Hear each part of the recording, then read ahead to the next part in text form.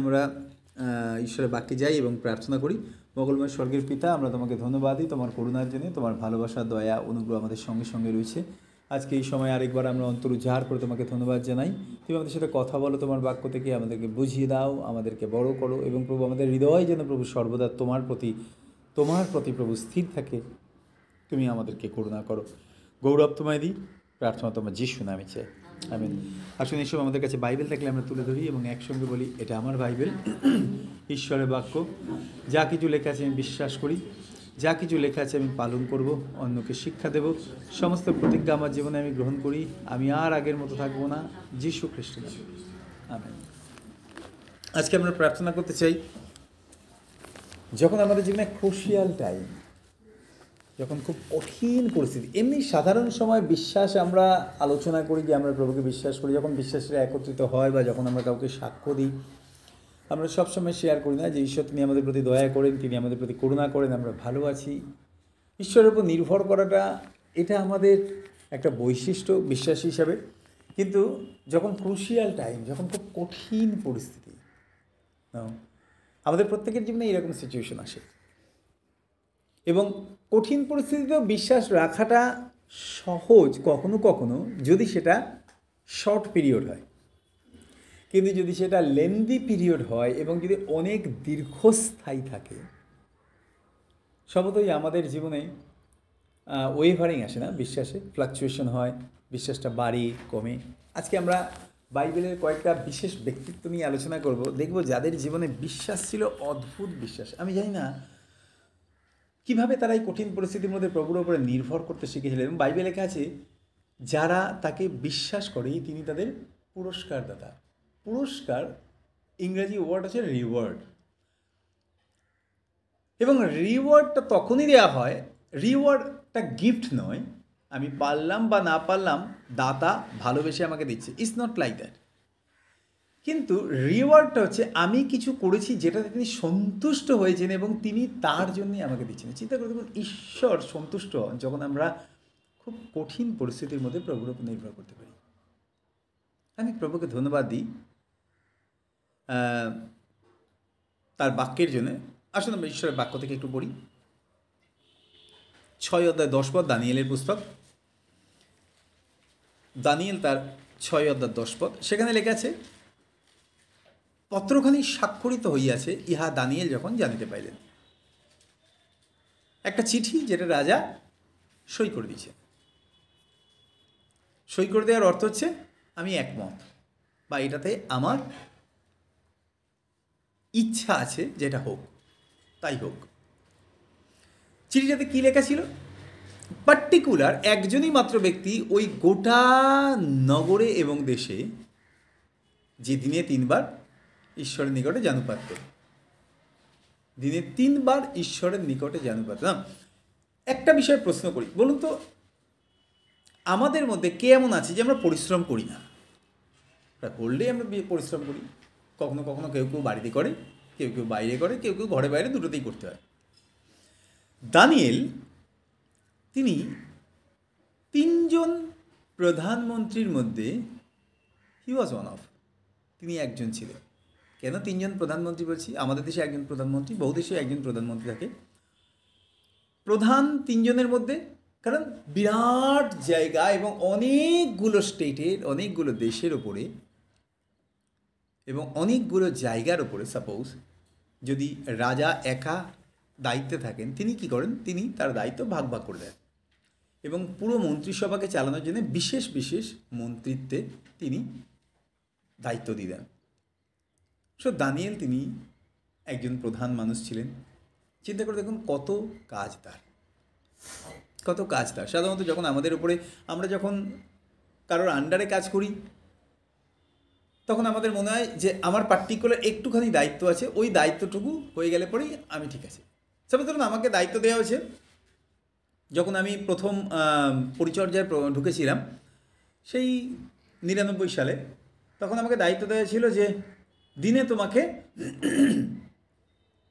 4 ঘন্টা মিনিস্ট্রির কাজ করতে হবে, বা 2টো বাড়ি বা 3টে বাড়ি ভিজিট করতে হবে, তাদেরকে বিশ্বাসে গড়ে তুলতে হবে, তাদেরকে প্রভুর কথা বলতে হবে। সো আমি 3টে বাড়ি দেখা যেত আমি সারাদিনে মাত্র 3-4 ঘন্টার মধ্যে ভিজিট করে ফেলেছি, তারপরে আমার ছুটি। আজকে এত বছর হয়ে গেছে, ঈশ্বর তিনি আমাকে অনেক বড় বড় অর্গানাইজেশনের দায়িত্ব দিয়েছেন একদম মাথাতে, বা বিশেষ বিশেষ দায়িত্ব দিয়েছেন। আর এখন আমি উপলব্ধি করতে পারি, প্রভু গোটা বছরেও আমার কাজ শেষ হচ্ছে না, প্রচুর কাজ। চুপ করে বসে রয়েছি, এখন আর আমাকে দৌড়ে ভিজিট করতে হয় না, এখন আমাকে বুদ্ধিতে কাজ করতে হয়, এখন আমাকে পরিকল্পনা করে কাজ করতে হয়। এখন আমার কাজটা শারীরিক না, কিন্তু এখন আমার কাজটা চিন্তা দিয়ে কিভাবে কিভাবে করবো। যখন শুয়ে আছি তখনও মনে হচ্ছে এই কাজটা আমাকে করতে হবে, হয়নি, উঠে বসে কম্পিউটারে কিছুক্ষণ কাজ করছি, মোবাইলে কিছুক্ষণ কাজ করছি, এবং উপলব্ধি করতে পারছি যে প্রচুর দায়িত্ব, প্রচুর দায়িত্ব। কে কাজ করছে কে কাজ করছে না সেগুলো দেখা, তাদেরকে দিয়ে কাজ করানো, বিভিন্ন বিষয়গুলো দেখা।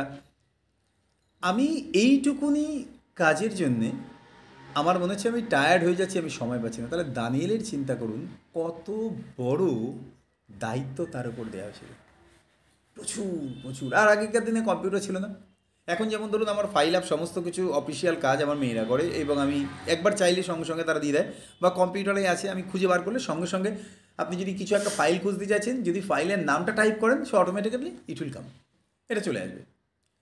10,000 কাগজ আছে, তার মধ্যে থেকে আপনাকে খুঁজে খুঁজে খুঁজে খুঁজে বার করতে হবে না। একবার যদি কম্পিউটারের ডেটা যদি আপনার সেভ থাকে, আপনি শুধু ধরুন আমি খুঁজছি টুম্পার ফাইল, 10,000 ফাইলের মধ্যে আমাকে খুঁজতে হবে, বাবা কম কাজ, 2 ঘন্টা লেগে যাবে। কম্পিউটারে যদি আপনি শুধু টুম্পা দিয়ে যদি এন্টার দেন, সঙ্গে সঙ্গে ফাইলটা চলে আসবে। দানিয়েলের সময় এরকম পরিস্থিতি ছিল না, সব কিছু তাদেরকে নিজেদের করতে হতো।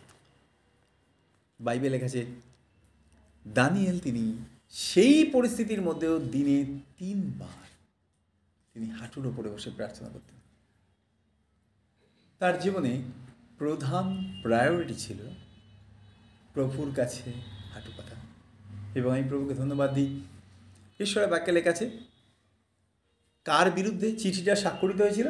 শুধুমাত্র দানিয়েলের জন্য। কারণ ওই নগরে বা ওই শহরে আর কেউ ছিল না যে দিনে 3 বার হাঁটু পাতে। বাইবেল বলছে যে মানুষরা দেখেছিল যে দানিয়েল দিনের মধ্যে 3 বার হাঁটু পাতে, আরও হয়তো কেউ পাততে পারত, কিন্তু তাদের বিষয়ে বাইবেল লেখা নেই। যাই হোক, কেন? কারণ যারা তার বিরুদ্ধে ছিল তারাও তার মতো উচ্চ পদস্থ অফিসার ছিলেন, কিন্তু তারা দেখতো যে দানিয়েল সব সময় বিশেষ জায়গা পাচ্ছে রাজার কাছে, এবং তার উপরে সে একজন ফরেনার। তাই নয়, শুধু সে একজন দাস ছিল, হি ওয়াজ আ স্লেভ। স্লেভ থেকে আবার বলি, আচ্ছা বলুন তো, কৃতদাসের কাজ কি থাকে? কৃতদাস সাধারণত আমরা এখন জানি না, আমরা সার্ভেন্ট হিসেবে, মেইড সার্ভেন্ট বা সার্ভেন্ট হিসেবে আমরা জানি, যারা আমাদের বাড়িতে কাজকর্ম করে। তাদেরকে আমরা একটা পার্টিকুলার স্যালারির সাথে তারা রাজি হলে পরে আমরা তাদেরকে কাজ করতে দিই। সাধারণত কী কাজ তারা করে? সব রকম কাজ, বাসন মাজা, ঘর ঝাড় দেওয়া, যেগুলো যেগুলো আমরা পারি না করতে, বা যেগুলো যেগুলো তারা করতে, তাদেরকে আমরা জিজ্ঞাসা করছি যে তারা করতে পারবে, আমরা রাজি হয়েছি। তারপরে তারা নির্দিষ্ট সময়ের পরে কাজে তারা চলে যায়। স্লেভের যারা কৃতদাস বা যারা বন্দিত্ব হয়ে দাসে এসছে, কৃতদাসও না, দানিয়েলকে টাকা দিয়ে কেনা হয়নি, বাই ফোর্স তাকে স্লেভারি করতে পাঠানো হয়েছিল। সে রাজার দ্বারা তার দেশ পরাজিত হয়েছিল যুদ্ধে, তাই তারা দাসত্বে আনিত হয়েছিল। তাদের কোনো অধিকারই ছিল না, কিচ্ছু বলা। 24 ঘন্টায় কাজ করতে হবে। যদি 24 ঘন্টা জেগে রাজা বসে থাকতে পারেন, জেগে বসে থাকতে হবে, এটাই কাজ, রাজার মনকে তৃপ্ত করে। চিন্তা করে দেখুন, দানিয়েল তিনি ক্রুশিয়াল টাইম মানে এমন একটা চিঠি বেরিয়েছে যে চিঠিটাতে রাজা সই করে দিয়েছেন যে যদি এই পার্টিকুলার দিনের মধ্যে 1 মাস তো 30 দিন, 1 মাস 30 দিন যদি কেউ রাজা ব্যতি রেখে অন্য কোনো দেবতার কাছে উপাসনা করে বা হাঁটু পাতে বা প্রার্থনা করে, তাকে কি করা হবে? সিংহের গুহায় ফেলা হবে। ছেড়ে দিন সিংহ, যদি বলা হতো তাকে দুটো পাগল কুকুরের কাছে ছেড়ে দেওয়া হবে, আর কুকুরগুলোকে একবার দেখিয়ে দিলেই মোটামুটি আমার মনে হয় আমরা চিন্তা করতাম বাবা লোক দেখিয়ে প্রার্থনা করার দরকার নেই, রাত্রিবেলা যখন সবাই ঘুমাবে তখন হাঁটুর উপর বসবো, দেখানো দরকার কি আছে। কেন? কারণ আমরা ভয় পেয়েছি কাকে? বিচারটাকে। চিন্তা করে দেখুন, সিংহ, কয়েকশো সিংহ, আমরা সিংহের শক্তি ক্ষমতা আমরা সবাই অবগত। আমাকে একসাথে 5 জন 6 জন 7 জন 8 জন মিলে বেঁধে বুঁধে নিয়ে সিংহের গুহায় ফেলে দেবে, পালাতে পারবো না। এবং সিংহ রেডি আছে এবং রাজি আছে। কেন? আমাকে খাবে। কল্পনা করেও মানুষ হার্ট অ্যাটাক হয়ে যাবে, কল্পনা করেও মানুষের হার্ট অ্যাটাক হয়ে যাবে। আপনি ভাবতে পারছেন সিংহের দাঁতে যে জোর আছে, আবার বলি সিংহের দাঁতে যে জোর আছে, শিলনোড়ার শিলটা রেখেছেন, ওই শিলটাকে টুকরো করে দিতে পারে। মানুষের হাড় আর কত শক্ত! আপনি ভাবুন, যখন পত্রটা স্বাক্ষরিত হয়েছে দানিয়েল তিনি জানতে পেরেছেন, ওই সময়ও তিনি চিন্তা করেছিলেন, প্রভু আমি এতদিন তোমার কাছে হাঁটু পেতেছি, আজকে মানুষরা আমাকে লক্ষ্য করছে বলে আমি তোমার কাছে কি হাঁটু পাতবো না? তুমি কি শুধু সুখের সময় আমার ঈশ্বর, দুঃখের সময় কি না আমি কি তোমার উপর নির্ভর করতে পারো না? আমি জানি না কী ধরনের মনোভাব প্রভুর ওপরে তার ছিল এবং কী বিশ্বাস ছিল। Different type of faith. কেন ঈশ্বর তাকে যুদ্ধে ধৃত বা বন্দি দাস থেকে আজকে he became the one of the main minister, একজন বিশেষ মন্ত্রিত্বের পদে রয়েছে। এইটা মানুষ মেনে নিতে পারেনি, এইটা মানুষ মেনে নিতে পারেনি। আমরা বংশ পরম্পরায় আমরা মন্ত্রিত্ব, সাপোজ আমার বাবা ছিল, তারপরে আমি হয়েছি, আর এই ছেলেটাকে যুদ্ধে হেরে গেছে, ওকে বন্দি করে নিয়ে আসা হয়েছিল, আমরা দেখেছি ও দাস ছিল, ধৃত দাস, সেখান থেকে আজকে রাজা ওকে প্রধানমন্ত্রী করেছে। কিন্তু আলটিমেটলি কে প্রধানমন্ত্রী করেছে? রাজা না। বাইবেল লেখা আছে, সলোমন তিনি বলছিলেন যে আমি দাসদিগকে ঘোড়ায় চড়ে যেতে দেখেছি এবং যারা প্রধান তাদেরকে পায়ে হেঁটে যেতে দেখেছি। গীত সংহিতা 75-এ 3 পদটা কেউ একজন একটু পড়ে দিন, যদি বাইবেল থাকে আমাদের কাছে। গীত সংহিতা 75 জোরে পড়বেন, যেই পাবেন। পৃথিবী ও তন্নিবাসীগণ বিলীন হইতেছে, আমি তাহার স্তম্ভ সকল স্থাপন করিয়াছি। 4 পদ। আমি গর্বিত লোকদিগকে কহিলাম গর্ব করিও না, দুষ্ট লোকদিগকে কহিলাম শৃঙ্গ তুলিও না। 1 মিনিট। 75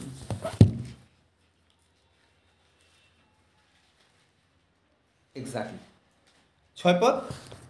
কেননা উদয় স্থান হইতে কি পশ্চিম হইতে অথবা দক্ষিণ হইতে উন্নতি লাভ হয় এমন নয়, কিন্তু ঈশ্বরের বিচারকর্তা, তিনি কাহাকেও নত কাহাকেও বা উন্নত করেন।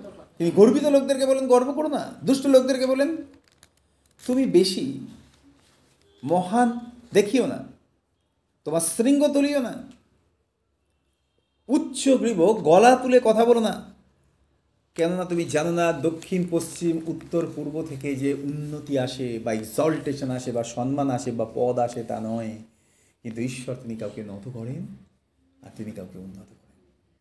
তো তিনি উন্নত করেছেন দানিয়েলকে। কেন বলুন তো? Because he was a man of prayer. তিনি একজন প্রার্থনাশীল মানুষ ছিলেন। আমি ঈশ্বরকে ধন্যবাদ দিই, যখন তিনি জানলেন যে পত্রখানি স্বাক্ষরিত হয়েছে, ঈশ্বরের বাক্যে লেখা আছে তখন আপন গৃহে গেলেন। কোথায় গেলেন তিনি? অধিকাংশ মানুষ তারা কী করতো? রাজার কাছে যেত। মহারাজ আমি কি অন্যায় করেছি বলুন তো, আমি তো আমার ঈশ্বরের কাছে প্রার্থনা করছি, আমি কি আপনাকে ঠকিয়েছি, আপনার কি অবাধ্য হয়েছি? আমার নির্দিষ্ট সময়, আমি তো কাজ থেকে চলে যাচ্ছি না, যতটুকু কাজের আমার ছুটির সময় আমি যাচ্ছি গিয়ে প্রার্থনা করছি, মহারাজ আপনি আমাকে বাঁচান। তিনি কারোর কাছে জানি, তিনি একটা দেশের রাজার কাছে গিয়ে তার জীবন ভিক্ষা চাওয়ার থেকে পৃথিবীতে সমস্ত রাজাদের রাজা যিনি তার কাছে গিয়ে জানু পাতা প্রধান বিষয় মনে করেছিলেন। হালেলুয়া। আমি ঈশ্বরকে ধন্যবাদ দিই। 2015-তে যখন আমি সাউথ কোরিয়া যাই, আর ওখানে আমাদেরকে প্রায় 9-10খানা মানে ঐতিহাসিক চার্চে আমাদেরকে নিয়ে যাওয়া হয়েছিল। ঐতিহাসিক বলছি কেন? কারণ যেখানে একজন মানুষের পরিচর্যা শুরু করার মধ্যে দিয়ে প্রায় কয়েক লক্ষ মানুষ প্রভুকে গ্রহণ করেছে। যখন আমরা বাসে করে যাচ্ছিলাম এবং শেষ যেদিন আমরা ফিরে আসব তার আগে আমাদেরকে বলা হলো যে আমরা বুসানে গেছিলাম এবং তারপরে আমরা সৌল থেকে লাস্ট আমরা বাড়ি এসেছিলাম। তা যখন আমরা গেছিলাম আমাদেরকে বলা হলো যে আজকে আমরা এখন বাস থেকে নামবো, আমরা আজকে এমন একটা চার্চ দেখব যে চার্চের মেম্বার সংখ্যা হচ্ছে মোর দ্যান 8 lakhs। 8 লক্ষেরও বেশি মানুষ সেই মণ্ডলীর মেম্বার। আমি যাওয়ার 10 বছর আগে আমি সেই চার্চ সম্পর্কে পড়েছিলাম। 2015-তে আমি ভিজিট করেছিলাম। 2005-এ আমি পড়েছিলাম ওই চার্চ সম্পর্কে, জেনেছিলাম ওই পাস্টার সম্পর্কে। চিন্তা করে দেখুন, যেদিন আমি ওই চার্চ সম্পর্কে পড়েছিলাম এবং পাস্টার সম্পর্কে জেনেছিলাম বা শুনেছিলাম, সেদিন থেকে আমার জীবনে একটা স্বপ্ন ছিল যে প্রভু তুই আমাকে ব্যবহার করো। আমি জানি না এরকমভাবে পরিচর্যায় কখনো আমি এগোতে পারবো কি না, কিন্তু আমার জীবনে একটা স্বপ্ন, প্রভু যদি আমি জীবনে একবারও ওই চার্চে যেতে পারতাম আমি ধন্য মনে করতাম নিজেকে।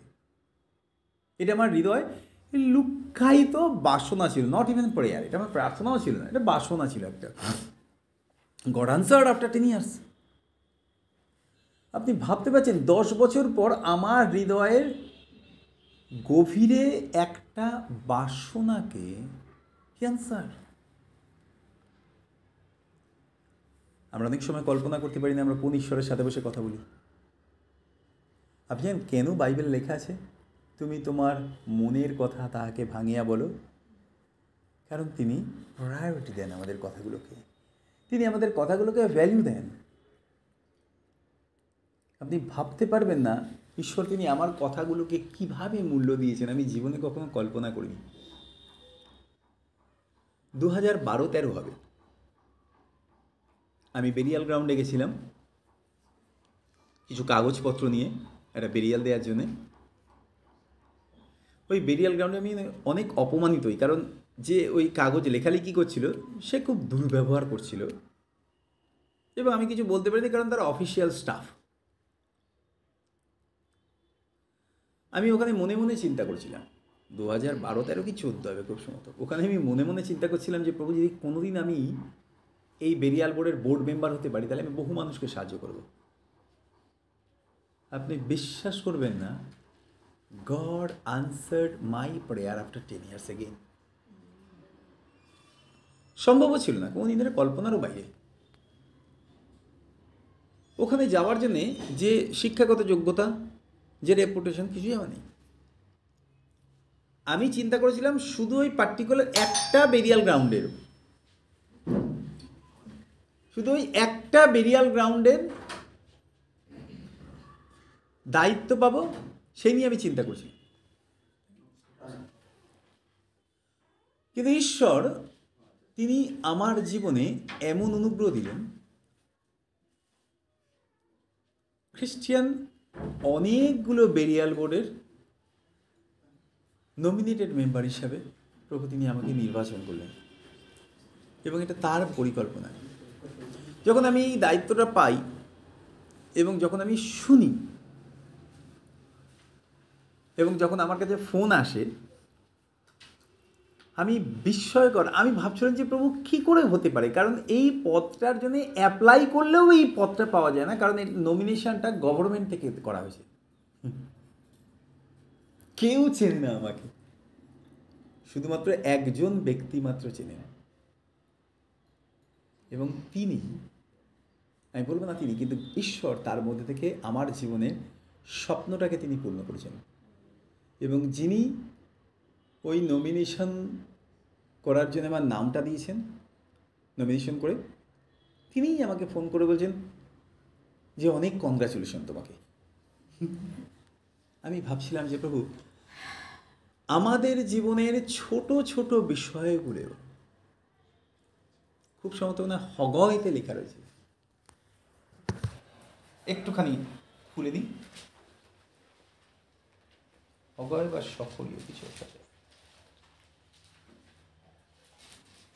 Who may despise the day of small things? ক্ষুদ্র ক্ষুদ্র বিষয়ের দিনকে কে তুচ্ছ জ্ঞান করিয়াছে।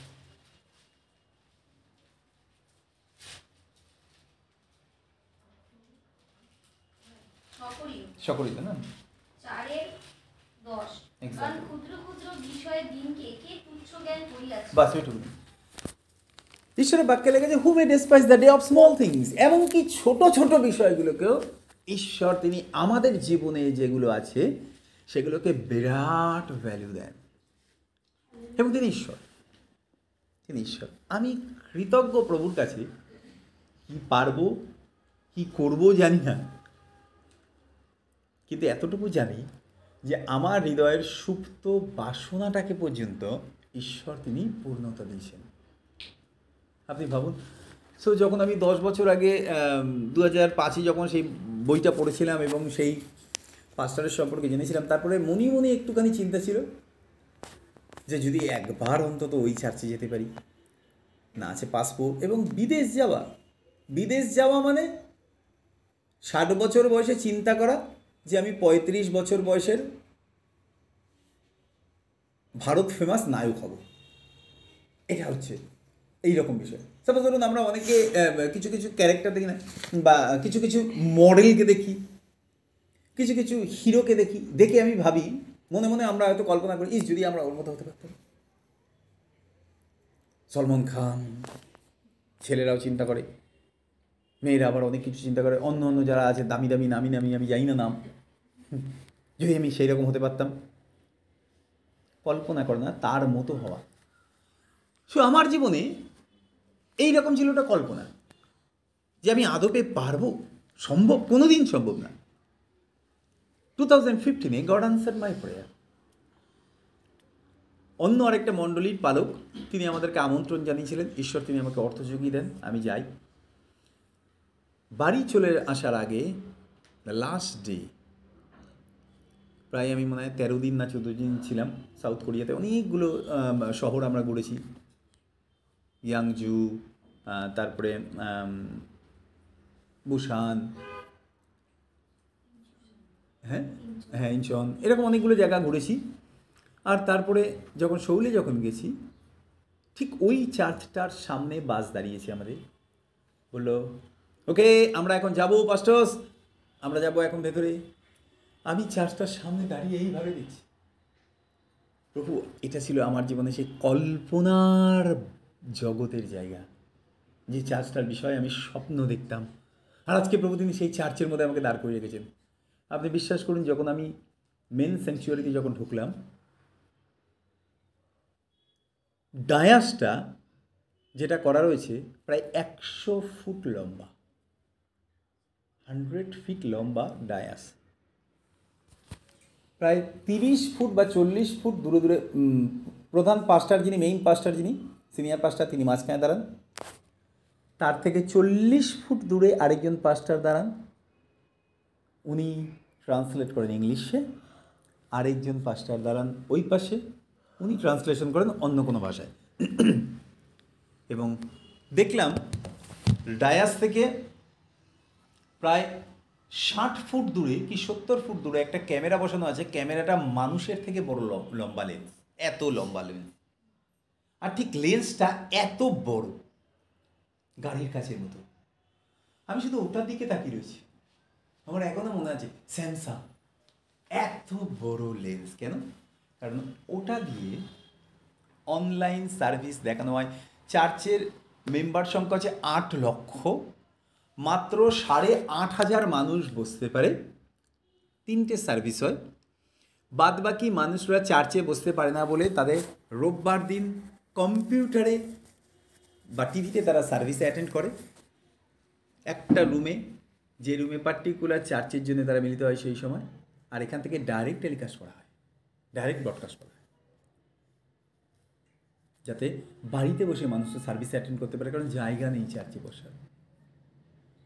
আমি যখন ওই ডাসের মধ্যে হলটার মধ্যে, চার্চের মধ্যে যখন ঢুকেছিলাম, আমাদেরকে বললো যে আপনারা যদি চান কিছুক্ষণ আপনারা প্রার্থনার সময় কাটাতে। বিশ্বাস করবেন না, আমি ওখানে হাঁটু পেতেছিলাম। এত অভিষেক ওই গির্জার মধ্যে। কেন? একজন মাত্র ব্যক্তি, পাস্টার পল ইয়ঙ্গিচো। যদি কখনো আপনার হাতে মোবাইল আছে, আমরা তো প্রচুর সময় নষ্ট করি মোবাইলে, জাস্ট গো থ্রু পাস্টার পল ইয়ঙ্গিচো ওয়াইহিদো ফুল গসপেল চার্চ সাউথ কোরিয়া। আপনি টাইপ করে আপনি সার্চ করবেন। আমি বিশ্বাস করি it will change your life, আপনার জীবনকে বদলে দেবে। ওয়াইহিদো ফুল গসপেল চার্চ, পাস্টার পল ইয়ঙ্গিচো। আমি পরে বলে দেবো। এখন ওনার নাম হচ্ছে ডেভিড ইয়ঙ্গিচো, যদি উনি নেই, এখন প্রভুতে চলে গেছেন, অন্য পাস্টার আছেন, কিন্তু ওনার জীবনের টেস্টিমিটা পড়ে গেল। ভদ্রলোক, তিনি টিবি হয়েছিল, মারা যাচ্ছিলেন। হি ওয়াজ আ বুদ্ধিস্ট ম্যান, তিনি একজন বুদ্ধিস্ট মানুষ ছিলেন। টিবি হয়েছিল, উনি মারা যাচ্ছিলেন। কেউ তাকে প্রভুর কথা বলে, সামবডি, বলুন সামবডি, আবার বলুন সামবডি। আপনি জানেন আপনি কারোর জীবনকে পরিবর্তন করতে পারেন। You are someone. কেউ একজন প্রচার করেছিল, oh I praise God for that person, যে পাস্টার পল ইয়ঙ্গিচোকে প্রভুর বাক্য বলেছিলেন। যখন সে মারা যাবে, জীবনে সব আশা ছেড়ে দিয়েছে, টাইনি হয়ে গেছে, বোনস দেখা যাচ্ছে, সাপোজ একদম জীবনে আশা চলে গেছে, টিভিতে মারা যাবে, আর বাঁচবে না। সামবডি প্রেজড জিসাস, কেউ তাকে যিশুর কথা বলেছে। এটা ছিল ঈশ্বরের পরিকল্পনা। ঈশ্বরকে ধন্যবাদ দিই। দ্যাট ম্যান পাস্টার পল ইয়ঙ্গিচো, তিনি তার জীবন প্রভুকে দিলেন। সমুদ্রের পাড়ে, প্যাসিফিক ওশেন, অপূর্ব সুন্দর সমুদ্র, অপূর্ব। আমি অনেকগুলো মহাসমুদ্র দেখেছি, কিন্তু বিশেষ ওখানে যখন গেছি না, নীল জল, মানে জলের নিচে প্রায় 8 ফুট 10 ফুট গভীরে আপনি পাথর দেখতে পাবেন, চকচক করছে, এত ক্লিন জল। ছবি আছে আমার কাছে। ওইখানে একটা বড় পাথরের ওপরে উনি প্রার্থনা করতে বসেছিলেন, প্রভু তুমি আমাকে সম্পূর্ণ সুস্থ করবে, আমি আমার জীবন তোমাকে দিয়ে, আমি তোমার সেবা করব। ঈশ্বর, গড আনসার হিজ প্রেয়ার। হাঁটুর ওপর বসে তিনি প্রার্থনা করতেন, গড আনসার। সেই মানুষটার প্রার্থনায় আজকে সেই দেশে প্রায় 8 লক্ষেরও বেশি মানুষ তার মণ্ডলীর মেম্বার। আমি গেছিলাম ব্যক্তিগতভাবে কাছে, আছে কি অভিষেক, আমি আপনাকে বলে বোঝাতে পারবো না। ঈশ্বর তিনি চান ক্রুশিয়াল টাইমে, কঠিন সময়, যেন আমরা তার উপর নির্ভর করি, তার উপর আস্থা রাখি, তার উপর ভরসা রাখি। তিনি প্রতিজ্ঞা করেছেন, তিনি চিৎকার করেন না, কিন্তু তিনি অন্তরে কথা বলেন। আর যদি আপনি তার সেই স্পন্টেনিয়াস, সেই লাভাবেল, যদি আপনি সেই সুন্দর তার প্রেমের রব যদি আপনি শুনতে চান, then you have to be on your knees. তাহলে আপনাকে আপনার হাঁটুর উপরে তার কাছে সময় কাটাতে হবে। ঈশ্বর তিনি কথা বলেন। দানিয়েলের সাথে তিনি কথা বলেছিলেন। আপনার মনে হয় দানিয়েলের সাথে তিনি কথা বলেছিলেন? আমার মনে হয়। কেন বলুন তো? ওই কঠিন পরিস্থিতির মধ্যেও যখন দানিয়েল তিনি কাজ করছেন, আচ্ছা বলুন তো, দুশ্চিন্তা কি ইনভাইট করতে হয় মনে? না, ইট কামস অটোমেটিক্যালি।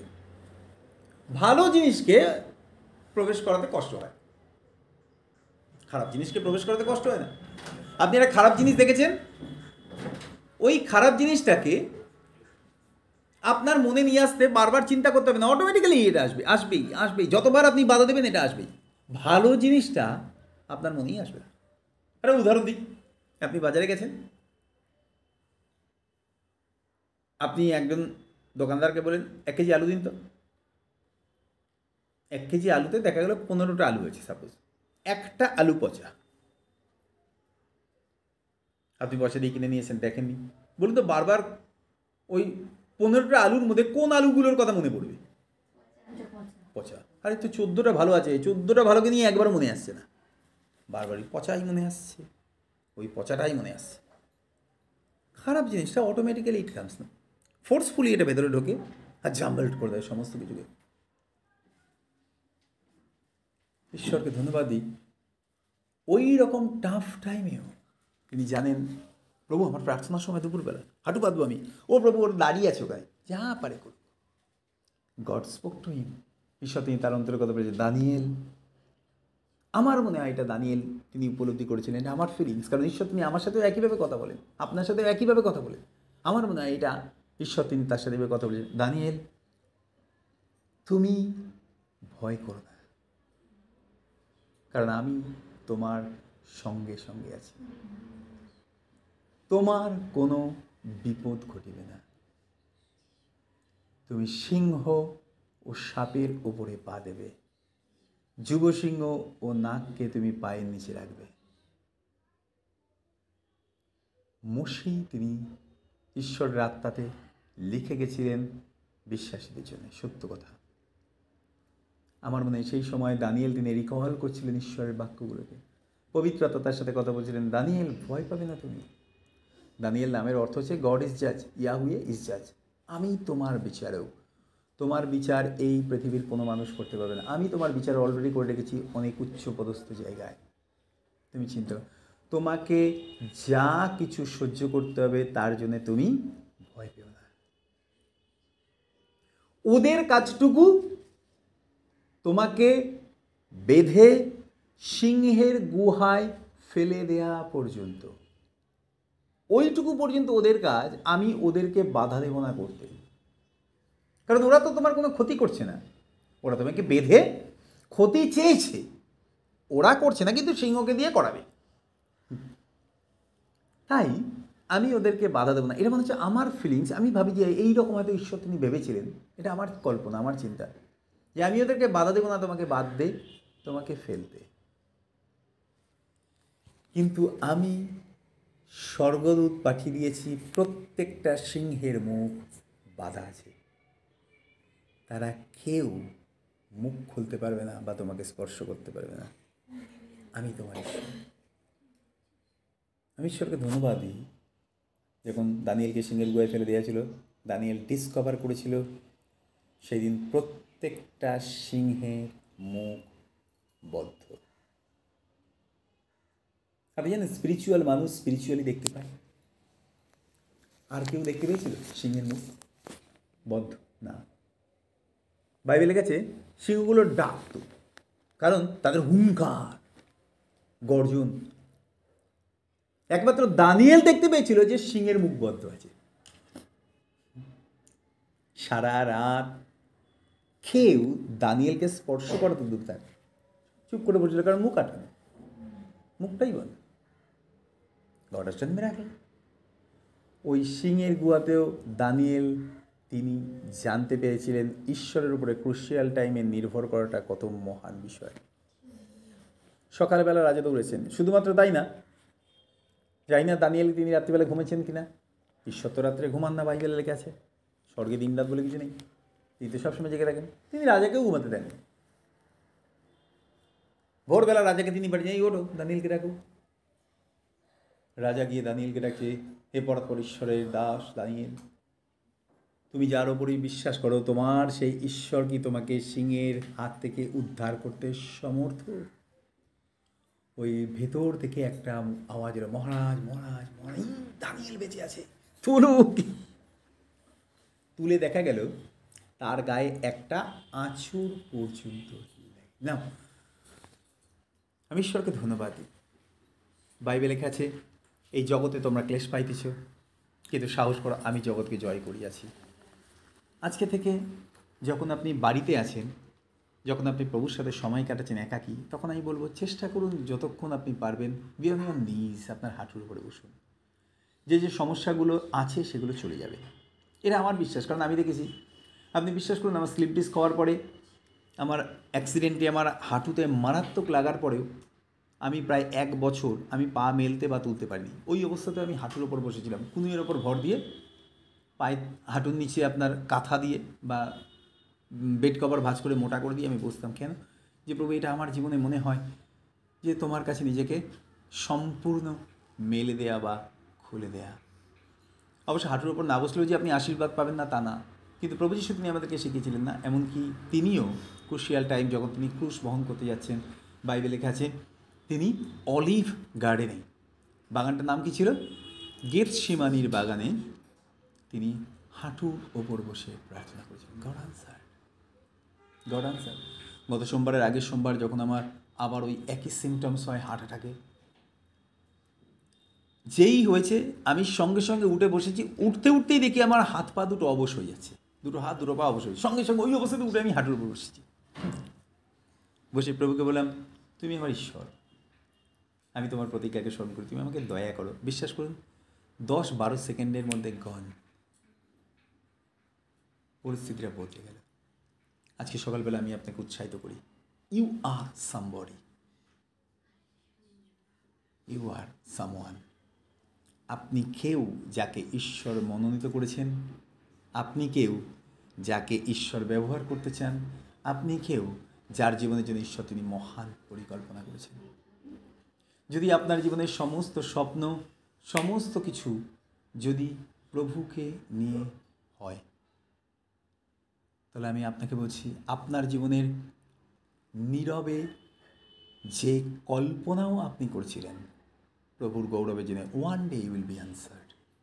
ঈশ্বর তিনি আপনাকে উত্তর দেবেন। আমার জীবনে এরকম বহু স্বপ্ন আছে যেগুলো ঈশ্বর তিনি উত্তর দিয়েছেন, অ্যান্ড হি উইল ডু, তিনি করবেন, কারণ তিনি আপনাকে ভালোবাসেন। হ্যাঁ, আসুন আমি প্রার্থনা করি। মঙ্গলময় স্বর্গের পিতা, তোমাকে ধন্যবাদ জানাই তোমার দয়া, করুণা, অনুগ্রহ, আশীর্বাদের জন্য। আজকে এই সুন্দর সকালে আরেকবার তোমার নামকে আমরা উৎসর্গিত করি। ধন্যবাদ দিই তোমার করুণার জন্য প্রভু। তুমি আমাদেরকে দয়া করো যেন আমরা তোমার উপর নির্ভর করতে পারি, তোমার উপর আস্থা রাখতে পারি, তোমার উপরে প্রভু আমরা বিশ্বাস রাখতে পারি, তোমাকে নিয়ে জীবনের পথে যেন এগোতে পারি, তোমাকে নিয়ে যেন প্রভু আমরা বড় হতে পারি, আর আমরা যেন প্রভু ভালোবাসতে পারি তোমাকে নিঃস্বার্থভাবে। প্রভু তুমি দয়া করো। শুধুমাত্র চাওয়া পাওয়ার এই সম্পর্কে আমরা আবদ্ধ থাকতে চাই না তোমার কাছে, আমরা তোমাকে ভালোবেসে তোমার গৌরবের জন্যে জীবনযাপন করতে চাই। দয়া করো আমাদেরকে। পবিত্র আত্মা, আমাদের প্রত্যেকটি জীবন তুমি নাও, এবং যতজন শুনবেন পরে এই প্রচার প্রভু, তাদের প্রত্যেকের জীবন তুমি নাও তোমার মহান গৌরবের নামের জন্যে তুমি ব্যবহার করো আমাদেরকে। প্রশংসা তোমায় দিই, প্রার্থনা তোমার যিশু নামে চাই, আমেন।